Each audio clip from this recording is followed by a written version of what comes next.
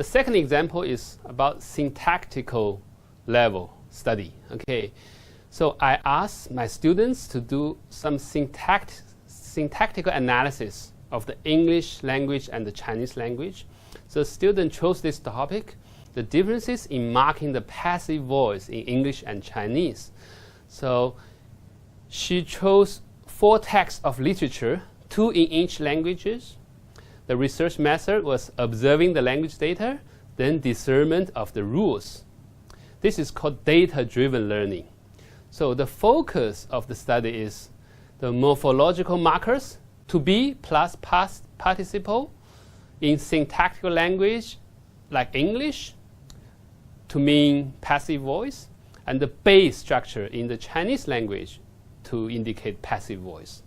So the student wants to find out if the English passive voice is always translated into the base structure in Chinese. Okay, this is her research focus.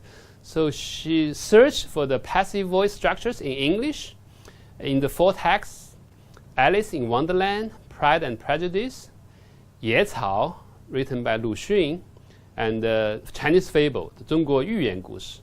So she found over 200 examples of passive voice in Alice in Wonderland. However, surprisingly, there are only 7 base structure in the Chinese translations. That to me seems to be very unusual, right? You would think that passive voice quite often is translated into base structure, but apparently not. Okay, for the Pride and Prejudice, more than 400 examples of passive voice structures in English, but only 46 base structures in the Chinese translation. For the White Grass, more than 50 examples of passive voice structures in English, only 15 base structures in Chinese. And for the Chinese fable, 5 passive voice structures in English, only 1 base structure in Chinese. So then the students, she was shocked by the findings. Then she started to look at the actual data and try to find out what's going on. So after looking at the actual parallel concordance results, she realized that in Chinese, other than bei, there are many other Chinese words which imply passive voice, such as 让、叫、给、哀、遭、由、加以、予以、为什么什么所、是什么什么的 etc. etc. So it's not always the base structure. For example, the English example here is, and the large birds complained that they could not taste theirs, and the small ones choked and had to be patted on the back. Be patted on the back is the passive voice. But in Chinese, the translation is 指的让别人轻轻地拍他的背. Okay, 让别人拍. It's not 被拍. Okay, it's a different way of expressing the passive voice. Okay, then the second example, he will be forgot. Again, the Chinese translation is 他马上就会给我们忘掉. Okay, instead of 被我们忘掉. So she found this. That there are so many different ways of expressing passive voice in Chinese. Other than that, there's another tendency. Okay, in English, the passive voice is quite often explicitly expressed using the passive voice markers. For example, here, had got burned. Got is a passive voice marker. Okay, and then in Chinese we use the same marker 被火烧伤了. But sometimes the passive voice in English cannot be translated into passive voice in Chinese. It has to be translated into active voice. For example, Charlotte's first letters were received. In Chinese, it's very strange if we say 她的信被收到.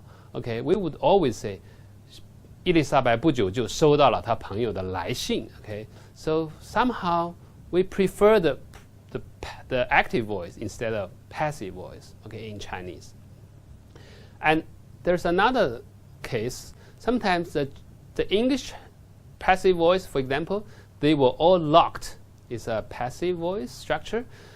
But in Chinese, it's translated into 可是全都上了锁. Okay, 上了锁, is that active voice or passive voice?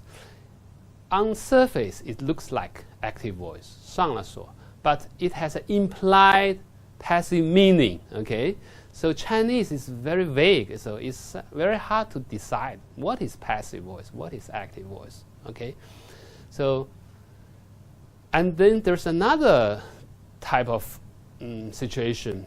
So in Chinese philosophy, we emphasize 天人合一, 事在人为. So we want to explicitly mark the doer and the agent with the collective nouns as the subject. For example, 人们, 人家, 有人, 别人, 大家, etc. But in English, we try to use the impersonal passive voice. For example, here, and he was looked at with great admiration for about half the evening. Here in Chinese, we cannot translate this into 他被看了一晚上. That doesn't make sense in Chinese. We have to use the doer. Okay, 人们, okay, 人们差不多有半个晚上都带着爱慕的目光看着他. Okay, and the second example, she will be taken good care of. Again, we use a doer. 人家会把她伺候得好好的. Okay, 人家. The third one, it is believed that she had her cousin will unite the two estates. 大家都相信他会怎样怎样怎样. Okay, and the last one, he was discovered to be proud. 最后人们才发现他为人骄傲. So very different. Okay, English and Chinese express passive voice differently. Okay. So after this exploration, the student reflected that I used to regard the form of passive voice as the most problematic issue, like for language learners. However, I have changed my view and got a much deeper understanding through the corpus exploration.